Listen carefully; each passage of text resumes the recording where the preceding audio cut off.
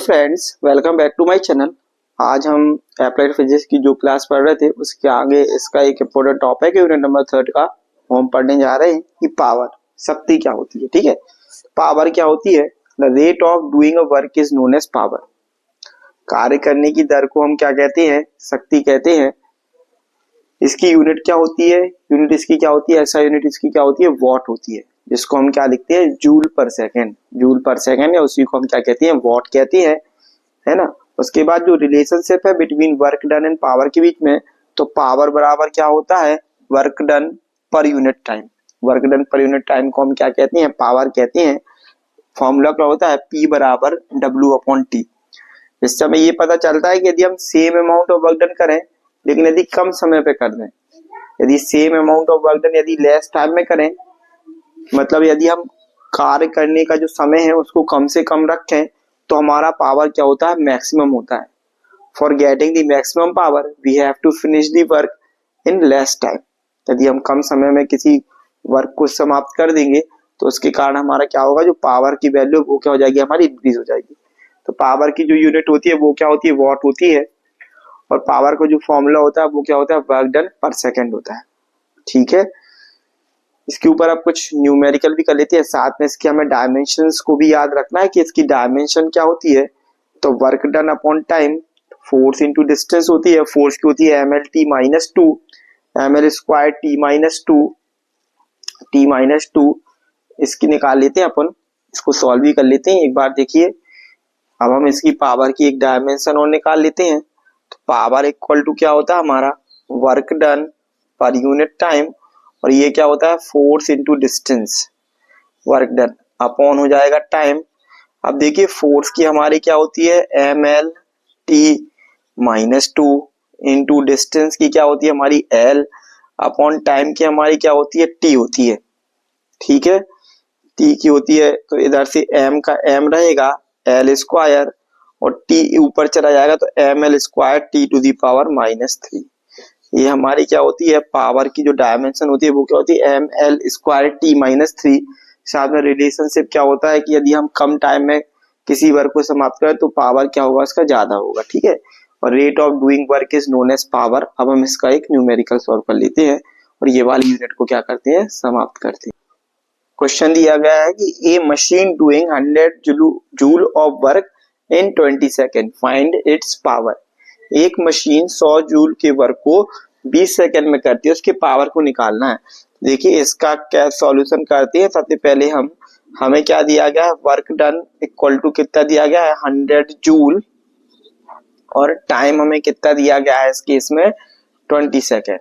तो हमें पावर निकालना है। पावर बराबर क्या होता है? Work done upon time. Work done हमारा कितना है? 100 है। ये कितना है? ये 20 है। तो 100/20 बराबर कितना जाएगा हमारा? 5 जूल पर सेकेंड। उसी को हम क्या कहते हैं? वॉट। तो ये हमारा आंसर हो जाएगा पहले वाले का कि यदि 100 जूल का वर्क कर रहा है एक मशीन 20 सेकंड में तो उसका पावर क्या होगा। ठीक है, उसके बाद देखो दूसरा वाला न्यूमेरिकल है कि a 50 kg person climbs a flight of stairs 5 metre height in 10 second, calculate power exerted. एक पर्सन है जो इसका वजन कितना है? 500 किलोग्राम का है। वो एक फ्लाइट पे चढ़ रहा है सीढ़ियों की सहायता से, जो कि 5 मीटर की हाइट पर है। तो वो जो पर्सन है वो कितना पावर एक्सर्ट करेगा सीढ़ियों पे, वो निकालना है। ठीक है, प्लेन पे चढ़ने समय। तो देखो, हम इधर से निकालते हैं। पावर इक्वल टू क्या होता है? Work done per unit time, और वर्क डन का फॉर्मूला क्या होता है? वर्क डन बराबर होता है force into distance. Force into distance होता है। अब इस केस में क्या है? जो मास है वो कहाँ लगेगा? ग्रेविटेशन पे लगेगा, इसलिए जी की वैल्यू दी गई है। तो फोर्स हमारा क्या होगा? mg इंटू डिस्टेंस हमारी कितनी, जितनी हाइट पे जाएगा उतनी हाइट पे। तो m हमारा कितना दिया गया? 50 दिया गया है। g की वैल्यू हमें 10 दी गई है, इंटू हाइट कितनी दी गई इसकी? 5 मीटर। तो 2500 आ जाएगा हमारा यहाँ से वर्क डन जूल में। ठीक है, अब हमें निकालना है इसका पावर। तो पावर निकाल लेते हैं। पावर क्या होता है? Work done upon time.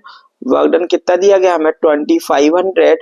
Work done हमारा कितना दिया गया है? 2500 अपॉन टाइम हमारा कितना दिया गया है? 10 सेकेंड में चढ़ जाता है, तो 10 से डिवाइड करेंगे तो यहाँ से आ जाएगा हमारा 250 जूल पर सेकेंड। उसी को हम क्या कहेंगे 250 वॉट। ठीक है, तो ये इसका आंसर हो गया। अब हम इसका एक लास्ट क्वेश्चन और कर लेते हैं पावर कैलकुलेशन में, और ये वाला टॉपिक और ये वाली यूनिट को क्या करते हैं, एंड करते हैं। रहे हैं कि एक crane lift a 200 kg load to a height of 10 metre in 25 second, calculate power, take g equal to 10 metre per second square. एक क्रेन 200 किलोग्राम के भार को 10 मीटर की हाइट तक 25 सेकेंड में उठा लेती है। इसकी शक्ति की गणना कीजिए जबकि जी का मान कितना हो, 10 मीटर प्रति सेकेंड स्क्वायर हो।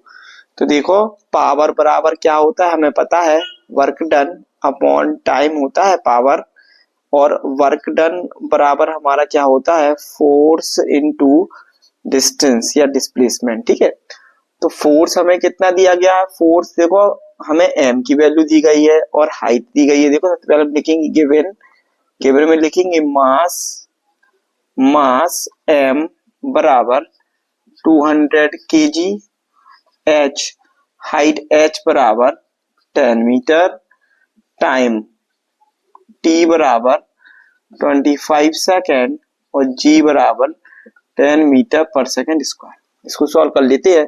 फोर्स बराबर हमारा क्या होगा इस केस में, फोर्स F बराबर हमारा क्या होगा, m इंटू जी। इसको निकाल लेते हैं हम, 200 इंटू 10 बराबर कितना आ जाएगा हमारा 2000 न्यूटन। ठीक है, अब इधर से हम वर्क डन निकाल लेते हैं। वर्क डन बराबर हमारा क्या होता है, फोर्स, तो 2000 इंटू डिस्टेंस, डिस्टेंस कितनी हाइट तक है, 10 मीटर तक है, तो ये हो गया 1 2 3 और 4। ठीक है, ये हमारे किस में आ गया, जूल में आ गया। हमें पावर निकालना है, तो पावर बराबर क्या होता है हमारा वर्क डन और अपॉन टाइम, है ना। तो वर्क डन हमारा कितना है, अपॉन टाइम हमारा कितना दिया गया 25 सेकेंड। तो इसको काट देते हैं, 25 अट्ठे 200 हो जाएगी, यहाँ से आएगी हमारी 800 वॉट।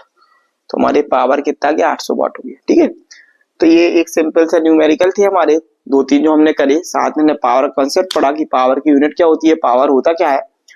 तो इस तरह से हमारी 3 यूनिट समाप्त हो चुकी हैं अप्लाइड फिजिक्स की। अब नेक्स्ट यूनिट का वीडियो डाला जाएगा। आप वीडियो को ज्यादा से ज्यादा शेयर करें अपने फ्रेंड के साथ, क्योंकि अप्लाइड फिजिक्स सारे ब्रांचेस में ही कॉमन है। बाकी कुछ बैक वाले बच्चे भी उनके साथ भी शेयर करें ताकि वो आसानी से इस एग्जाम को कर सके, अपने फिजिक्स के एग्जाम को। ठीक है, चैनल को देखने के लिए बहुत बहुत धन्यवाद। वीडियो को लाइक करें, कमेंट करें, चैनल को सब्सक्राइब करें और वीडियो को शेयर करें। बहुत बहुत धन्यवाद।